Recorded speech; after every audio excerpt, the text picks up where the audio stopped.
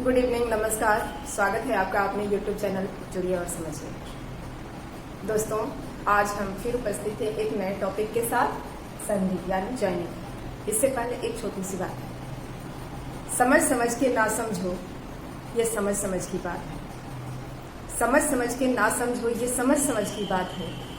समझ समझ के फिर से समझो ये अपनी समझ की बात है।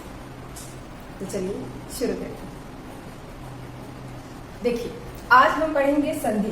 संधि यानी कि जॉइनिंग। ये सब जानता है जॉइनिंग का मतलब क्या होता है, यानी कि जुड़ जाना, जुड़ करके एक हो जाना। जब कोई भी चीज जुड़ता है तो उसका रूप परिवर्तित होता है, यानी वो चेंज हो जाता है। यहां संधि का मतलब भी वही है। संधि का शाब्दिक अर्थ क्या होता है? संधि शब्द का अर्थ है, संधि शब्द का अर्थ क्या होता है आप बता सकते हैं? अभी तो चर्चा हुई थी। मेल। दोस्तों, संधि का मतलब ही होता है क्या? मेल। मेल मिलाप कौन नहीं जानता है? ये तो बहुत ही आसान की बात है। अब आते हैं, मेल तो हो गई, लेकिन यहां शब्दों में कैसे मेल, कैसा परिवर्तन, कैसे विकार, इन सारी बातों की चर्चा आज हम लोग करेंगे। अब संधि शब्द का अर्थ होता है मेल। किसका मेल होता है? जी हाँ, किसका मेल होता है? तो इसमें वर्णों का मेल होता है। यानी कि इसको परिभाषित करते हुए हम ये कह सकते हैं, जब दो वर्ण अत्यंत समीप होते हैं और दोनों के मेल से जब विकार उत्पन्न होता है, उसी को हम संधि कहते हैं। यानी कि दो वर्णों के मेल से जब विकार यानी कि परिवर्तन, दो वर्णों के मेल से जब विकार उत्पन्न होता है, विकार उत्पन्न होता है, इसे क्या कहते हैं? बोलिए, इसे क्या कहते हैं? तो उसी को हम लोग क्या कहते हैं? संधि कहते हैं। संधि कहते हैं। अब बात आती है, मेल होता कैसे है, परिवर्तन उसमें होता कैसे है? ये तो समझने वाली बात है। ध्यान दीजिएगा, विद्या, सबसे आसान शब्द यही आता है।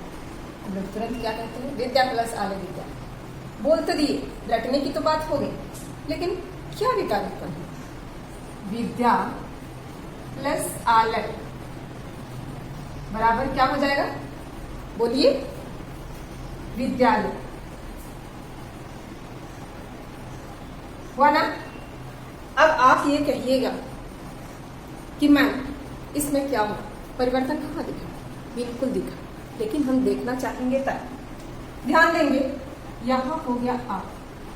क्यों? इसके पहले वर्ण हम लोग पढ़े थे तो उसमें वर्णों का मेल देखे थे।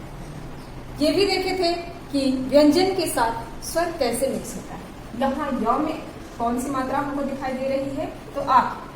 ठीक है, तो यहाँ ध्यान देंगे कि य में लास्ट वर्ण हमको क्या दिखाई दे रहा है? तो आ दिखाई दे रहा है, क्योंकि य के बाद ही आ गया आ।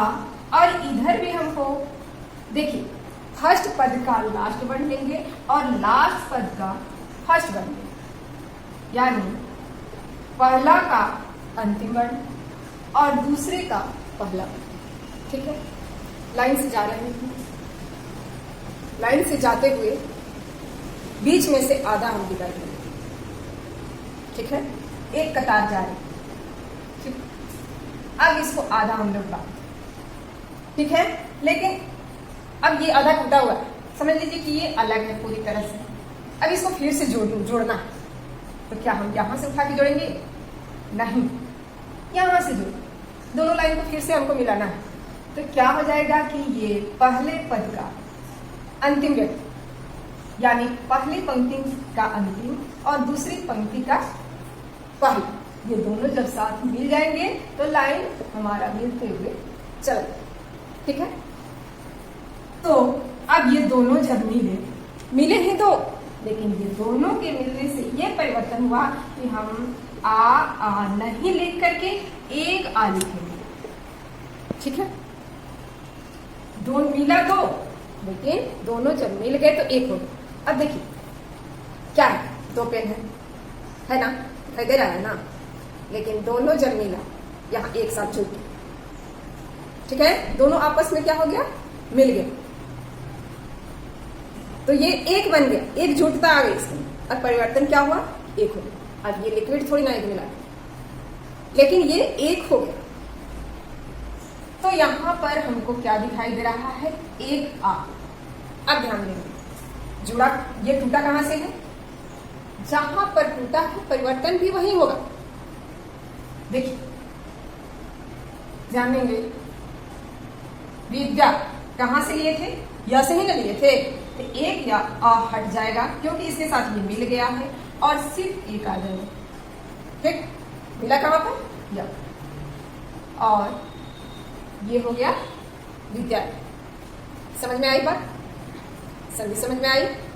और देख लेते हैं क्या दिखा। एक और एग्जाम्पल, आप लोग के मन से कुछ बताइए, आप नहीं बताइए, चलिए मैं बता देती हूँ। पर प्लस आत्मा, अब बता सकते हैं,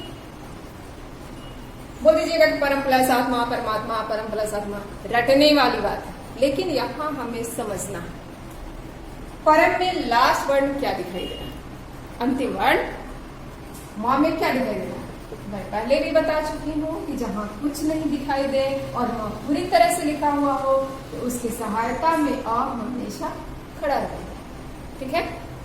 इसका हेल्प, अरे आपके हेल्प में जैसे मैं खड़ी रहती हूँ उसी तरह से आ क्या है, खड़ा है, किसके साथ, मां के साथ, क्योंकि हमेशा व्यंजन की सहायता स्वर करता है हर हालत, नहीं तो वो अधूरा रहता है, आधा लिखा जाता है, ठीक है।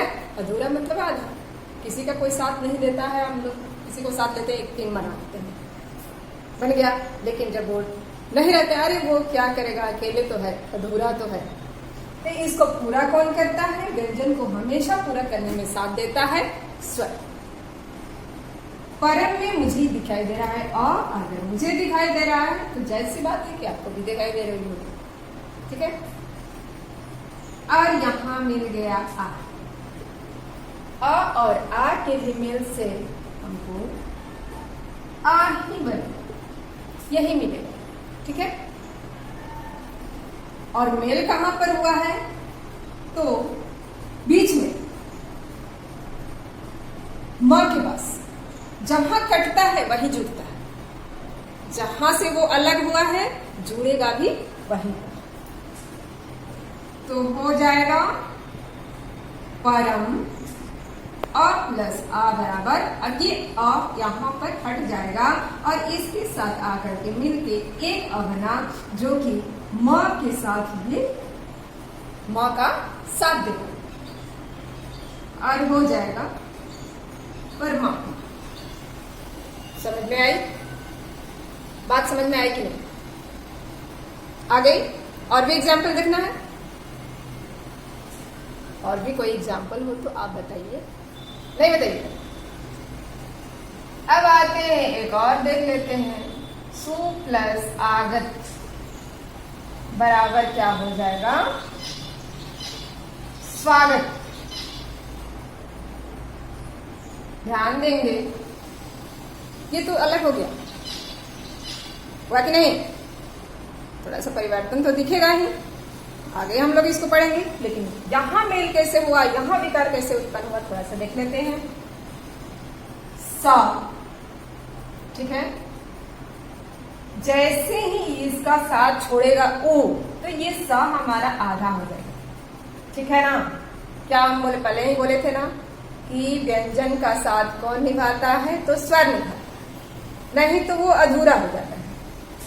अब उसका वो साथ छोड़ दिया, किसका, व्यंजन का, व्यंजन का जब साथ छोड़ा तो वो अधूरा हो गया बेचारा सा, और ये रूप ले लिया व का। ठीक है, वह यहाँ पर अधूरा ही बनेगा क्योंकि व्यंजन बना। क्या बना है? व्यंजन। व्यंजन तो अधूरा ही रहेगा। अब इसका साथ निभाने आ जाएगा। बोला कि क्यों, मैं तो आपके साथ देने के लिए तैयार हूं। स्वर हमेशा साथ देता है व्यंजन का, वो तो बना ही है इसीलिए, वो धरती पर पैदा ही हुआ इसलिए। कह रहे हैं कि नहीं मैं आपके साथ हूं, आप अकेले नहीं। आ गया आप, इसका साथ दे दिया, इसको हटा देंगे क्योंकि अब तो पूरे हो गए भाई साहब। अब ग और त सेम लिख देंगे क्योंकि इसमें कोई परिवर्तन नहीं होता है, जहां टूटता है वहीं जुड़ता है। ठीक है, अब आगे पढ़ेंगे नेक्स्ट वीडियो में।